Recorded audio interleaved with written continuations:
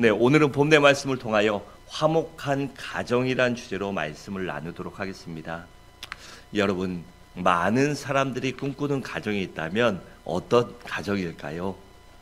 바로 본문의 제목처럼 화목한 가정일 것입니다. 자신의 가정이 화목하길 원하지 누가 분란 있는 가정을 원하겠습니까? 그런데 이 화목한 가정에 대한 동양과 서양에는 이 많은 시각 차이를 갖고 있습니다. 먼저 동양에서의 화목한 가정은 그 가정에서 한 목소리가 나는 것을 의미합니다.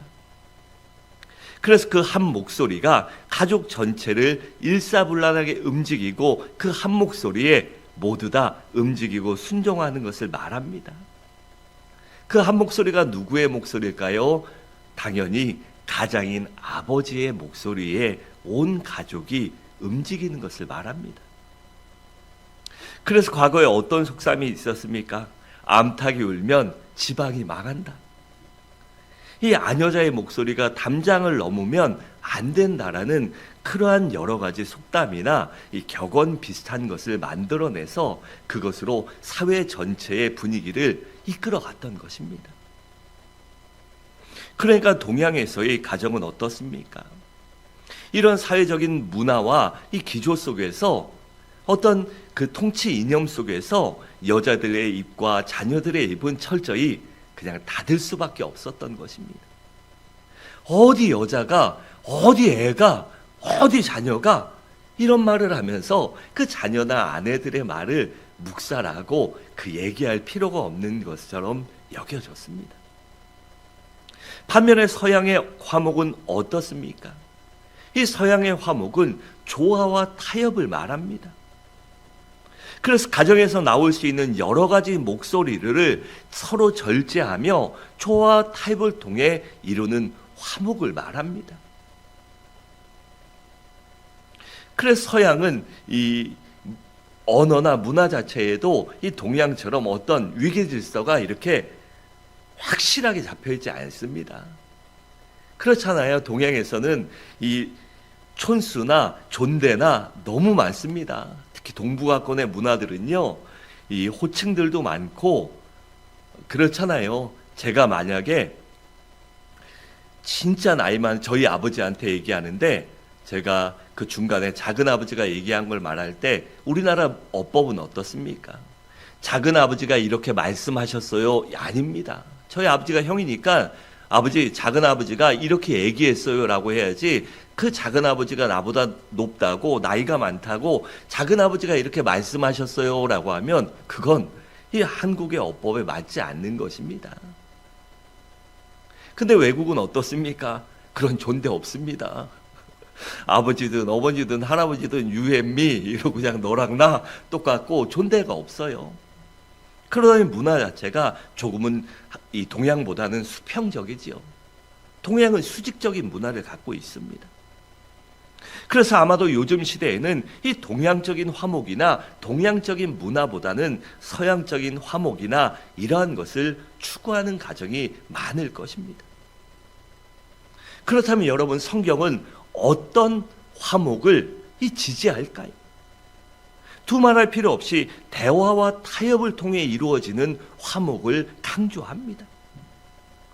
여러분, 보통의 가정을 보면 부부와 부모 그리고 자녀들로 구성되어 있습니다. 그리고 그 가정의 중심은 바로 부부입니다. 그래서 부부가 행복해야 부모님도 행복하고 자녀들도 행복한 것입니다. 부부지간에 맨날 싸우고 소리 지르고 난리를 치고 미워하는데 그 자녀들이 행복하겠습니까? 그걸 보는 부모가 행복하겠습니까?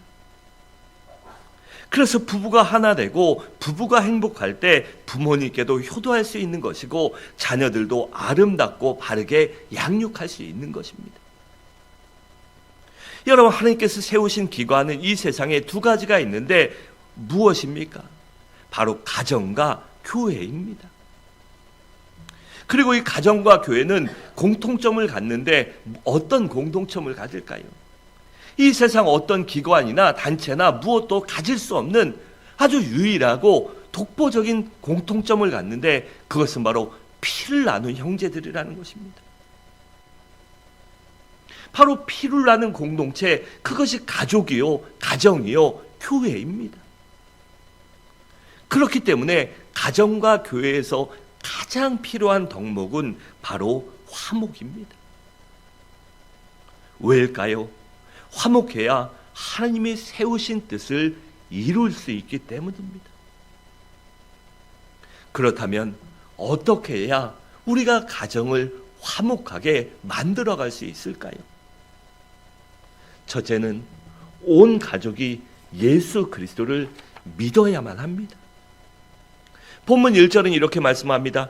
여호와를 경외하며 그의 길을 걷는 자마다 복이 있도다라고 했습니다. 여러분, 그렇다면 우리가 하나님을 경외하며 그 말씀을 준행하기 위해서는 무엇이 필요할까요? 물론 나 혼자의 삶을 영위할 때는 나만 믿어도 됩니다.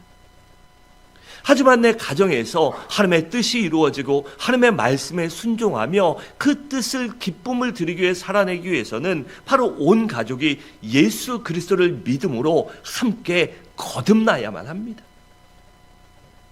왜일까요? 하나님은 거듭난 자의 경배와 찬양을 받으시기 때문입니다. 여러분, 우리가 살다 보면 아무리 가족을 내가 화목하게 하고 싶고 교회를 화목하게 하고 싶고 그래도요, 그 화목을 깨트리는 요소가 아주 많이 존재합니다. 아주 여러 가지 요소들이 그 화목을 깨트리기 위해서 언제나 도사리고 있습니다. 그래서 먼저는 우리의 죄가 우리의 가정의 화목을 깨트릴 수 있습니다. 여러분, 우리가 죄를 지면 어떻습니까? 그 화목이 깨질 수밖에 없습니다. 그래서 죄가 가정의 화목을 깨트리는 것입니다. 그리고 가족 간에 서로 불신하면 어떻습니까? 절대로 화목할 수 없습니다. 또 가족 간에 미워하거나 무시하거나 비난하며 무관심하도 그 화목을 깨트리는 것입니다. 또한 가족 간에 누가 지나친 이기심이나 탐욕 등이 있어도 그 가정의 화목이 깨지는 것입니다. 바로 그것이 시기와 탐욕 때문입니다. 지나친 이기심 때문입니다.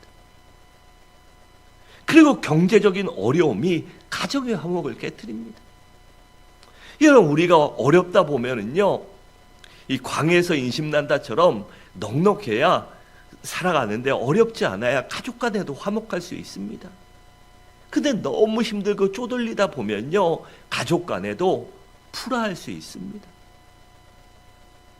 그래서 이런 수많은 요소들이 우리 가정의 화목을 깨트리기 위해서 도사리고 있습니다. 그렇다면 이 모든 것을 극복하고 가정이 하나가 되고 화목할 수 있는 비결이 무엇일까요? 그것은 바로 온 가족이 예수 그리스도를 믿음으로 진정으로 구원받는 것입니다.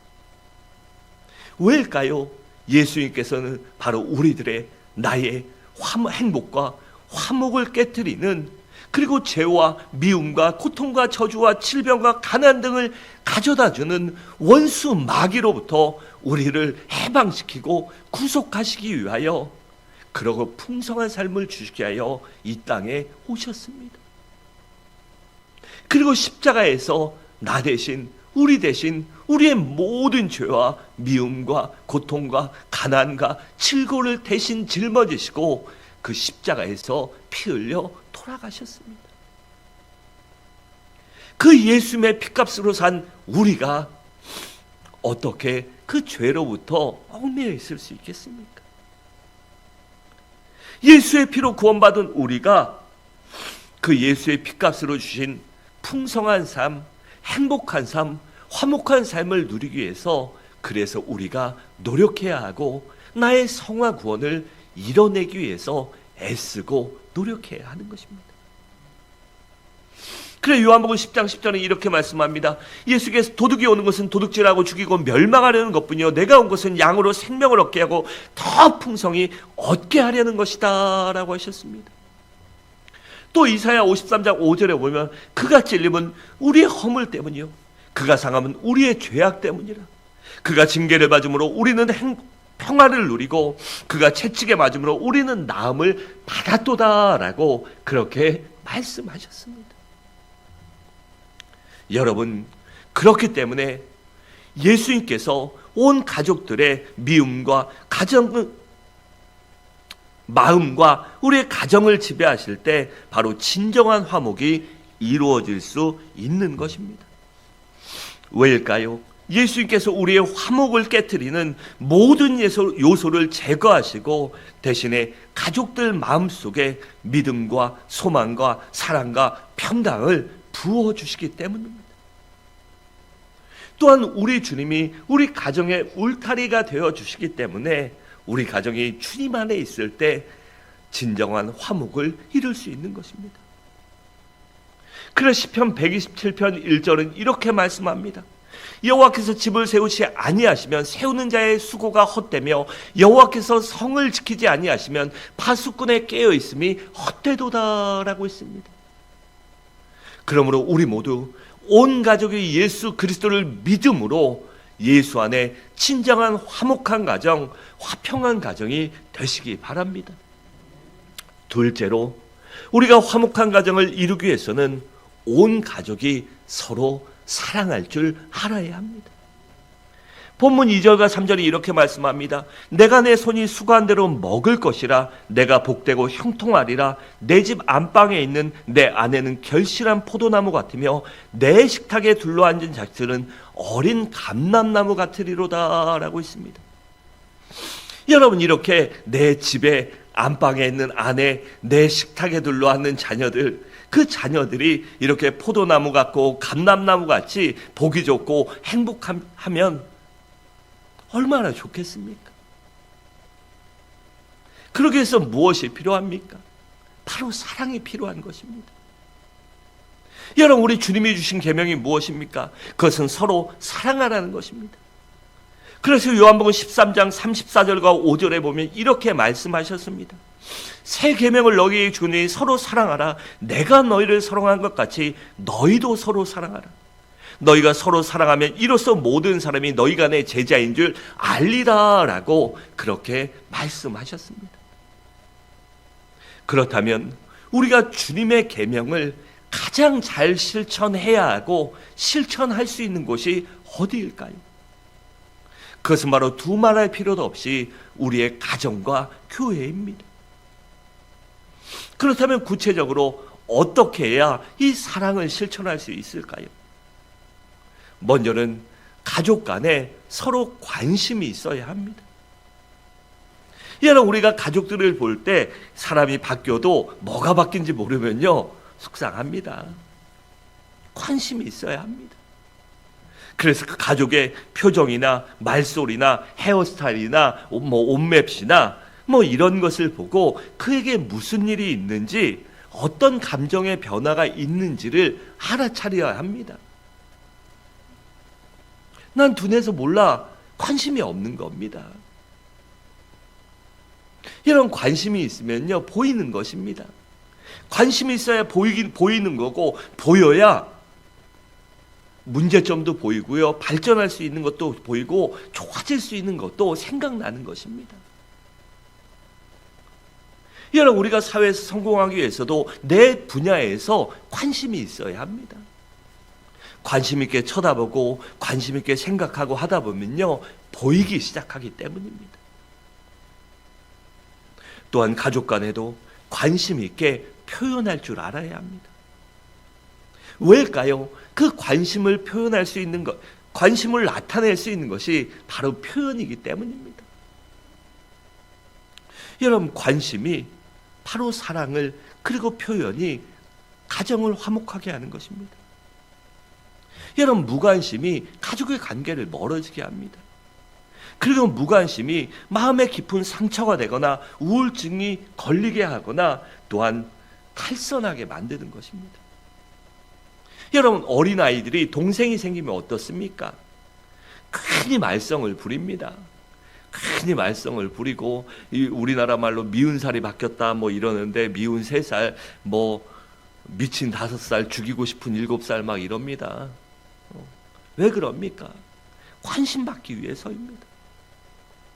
또 여자들이 헤어스타일 바꾸고 옷 바꾸고 향수를 바꾸고 뭐 왜 그럽니까? 그건 역시 관심을 끌기 위해서입니다. 그런데 남편이 머리하고 왔는데도 머리를 했는지 안 했는지도 몰라준다. 속상합니다. 화장을 하고 향수를 뿌리고 남편을 기다렸는데 남편이 밥 줘! 이러고 말면요 속상합니다. 그럴 때 남편을 어떻게 해야 합니까? 머리 바뀌었네? 이쁘다.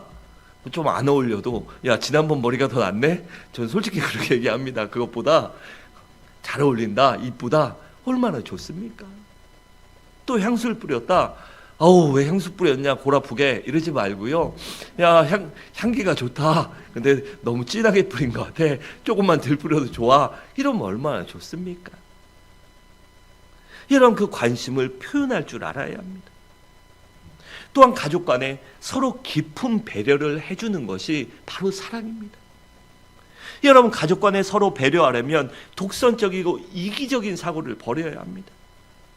대신에 함께라는 의식이 있어야 하고 우리라는 의식이 있어야 합니다. 여러분 가시가 많은 고슴도치, 그 고슴도치가 약 5,000개 이상의 가시를 갖고 있다고 합니다. 여러분 고슴도치가 서로 가족 간에 붙어 있을 때 아니면 주인이 키울 때 주인에게 갈 때 어떻게 하는지 아십니까? 모르는 사람이 맞으면 가시를 바짝 세우죠. 그런데 사랑하는 관계에서는요 찌르지 않게 해서 가시를 가지런히 눕히거나 잘 연결해서 서로 찌르지 않도록 한다고 합니다. 여러분 그런 배려가 없을 때 서로 찌르고 가정의 화목이 깨지는 것입니다. 또한 가족 간에 사랑을 실천하는 방법은 가족 서로 간의 차이점을 인정하고 있는 그대로 수용할 줄 알아야 합니다. 여러분 한 가족이지만 서로 성격이 다를 수 있고 생각이 다를 수 있습니다. 여러분 한 부모에서 나온 형제 자매지간도 다 틀린데 어떻게 남이 같을 수 있겠습니까? 여러분 손가락이 어떻습니까? 다 틀립니다. 손가락의 길이가 똑같고 굵기가 똑같다면 아마 사람이 살아가는데 힘들 거예요. 그런데 하나님이 사람이 손을 활용해서 도구를 만들고 쓸 수 있게 가장 잘 만드셨습니다. 그래서 손가락이 다 틀려도요 제 위치에 똑바로 있을 때 사람이 잘 살 수 있는 것입니다. 그래서 다름을 인정할 줄 알아야 하고 수용할 줄 알아야 합니다. 그래서 우리 가족이 화목한 가정이 되려면 가족 간의 차이와 다양성을 인정할 줄 알아야 합니다. 또한 가족 간의 사랑을 실천하는 방법은 가족 서로 간에 희생할 줄 알아야 합니다. 왜일까요? 희생이 없는 사랑은 진정한 사랑이 아니기 때문입니다. 여러분 우리가 어때요?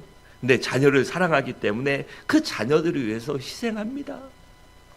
내가 먹고 싶은 거 안 먹고 입고 싶은 거 안 입고 쓰고 싶은 거 안 써도 자식들 뭐 해주면요 그게 기쁘잖아요. 그게 부모 마음입니다. 그처럼 가족 간에 모두 다 서로를 희생하고 인내할 줄 알 때 그 가정의 진정한 화목이 넘치게 되는 것입니다. 또한 가족 간의 사랑을 실천하는 방법은 끊임없이 대화를 나누고 타협점을 찾는 것입니다. 여러분 이삭과 리브가를 한번 생각해 보세요. 이삭이 약 40대 때 결혼을 합니다. 그리고 20년 동안 아이가 없었지만 저들은 행복했다고 합니다. 문제없이 별탈 없이 이삭과 리브가는 행복하게 살았어요. 왜일까요? 그동안은 서로 깊은 대화를 나누면서 서로 격려하고 위로했기 때문이에요. 서로 마음과 생각을 나누고 뜻을 나누고 같은 표대를 향하여 달려가기 위해서 서로 많은 대화와 함께했기 때문입니다. 그런데 막상 하나님께서 리브가에게 아기를 갖게 하시자 문제가 생기기 시작합니다. 하나님께서 리브가에게 어떻게 말씀하십니까? 큰 자가 작은 자를 섬길 것이라고 그렇게 말씀하셔요. 그런데 이 성경을 읽다 보면 아마 리브가가 이삭에게 이야기하지 않은 것 같습니다. 왜냐하면 이삭이 에서에게 축복하려 했기 때문입니다.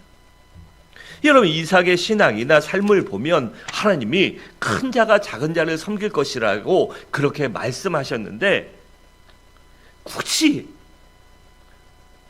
큰 애를 막 축복하고 작은 애에게 줄 거 하나도 없이 그러진 않았을 것이기 때문입니다. 하나님의 뜻을 어기면서까지 에서를 축복하려고 하는 것이 이 이삭의 생각이 아니었을 것이라고 저는 그렇게 미루어 짐작해요. 그래서 아마도 리브가가 남편에게 그 이야기를 하지 않았을 것이라고 봅니다. 왜냐하면 자라면서 에서는 아버지를 좀 많이 닮고 남성스러워서 아버지는 이 이삭은 에서를 사랑하고 야곱은 조금 엄마를 닮고 엄마 품에 막 이러다 보니까 이 리브가는 이 야곱을 더 사랑해서 아마 이야기하지 않았을 것 같아요. 그러니까 그 어느 날 그 부부간에 친솔한 대화가 사라졌다는 것입니다. 부부간의 대화가 없어지고 같이 나누지 않고 고민하지 않다 보니까 결국에는 그 가정이 찢어지게 된 것입니다. 여러분, 대화와 타협이 가족 간의 사랑을 더 깊게 만들어줍니다. 그리고 대화와 타협이 가정의 화목의 지름길입니다. 여러분, 가족 간에 많은 대화를 나누다 보면 서로에 대해 더 깊이 있게 알아가게 됩니다. 그러면 섣부르게 가족을 판단하거나 비난하거나 무시하는 우를 범하지 않을 것입니다. 결국은 대화 부족이 무지를 만들고 가족 간의 비난을 낳으며 그 비난이 가족 간의 상처를 주게 되어 결국엔 가정의 화목이 깨지게 되는 것입니다. 그러므로 우리 모두 주님 안에서 가족 간의 친정한 주님의 사랑으로 하나 되시기 바랍니다. 마지막으로 가족의 화목을 지키기 위해서는 가족 간의 서로를 소중히 여길 줄 알아야 합니다. 우리 3절을 함께 읽겠습니다. 시작.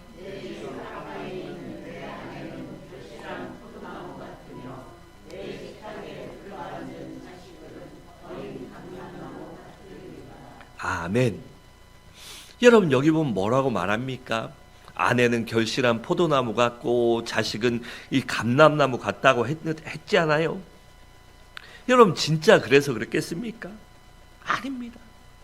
그렇게 보라는 것입니다. 여러분, 사람이 완벽한 사람이 어디 있습니까? 다 문제가 있습니다. 다 단점이 있습니다. 그런데 문제만 보면 정말 쓸모없는 사람이죠. 그런데 그 사람의 장점을 보고 잘하는 걸 보면 좋게 보이는 것입니다. 그러니까 화목한 가족은 가족 한 사람 한 사람을 소중히 여기고 귀하게 여기고 좋게 바라볼 줄 알아야 한다는 것입니다. 소중하게 여겨야 한다는 것입니다. 그래서 에베소 5장 33절에 이렇게 말씀합니다. 그러나 너희도 각각 자기의 아내 사랑하기를 자신같이 하고 아내도 자기 남편을 존경하라 라고 했습니다.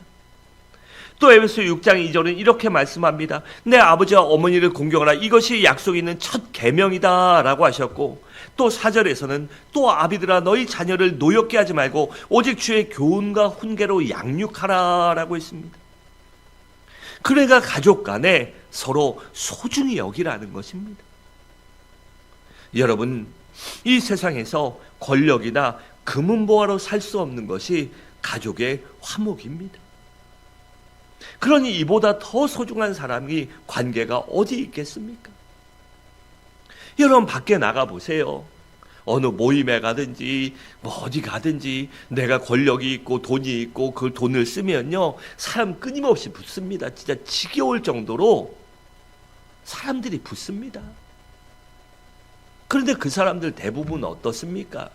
그 돈 떨어지면 또 끊어집니다. 내 권력 끊어지면 대다수는 뚝 끊어집니다. 그런데 가족은 어떻습니까?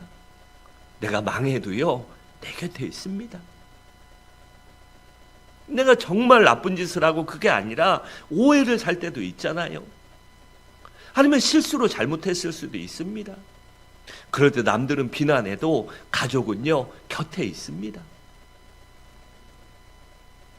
그러니 가족이 얼마나 소중합니까? 여러분, 이 세상에서 가족보다 소중한 사람은 없습니다. 여러분, 우리가 돈을 벌고 성공하고 출세하려는 궁극적인 목적이 무엇입니까? 제일 궁극적인 목적은 하나님께 영광을 돌리는 삶을 살기 위해서 아닙니까?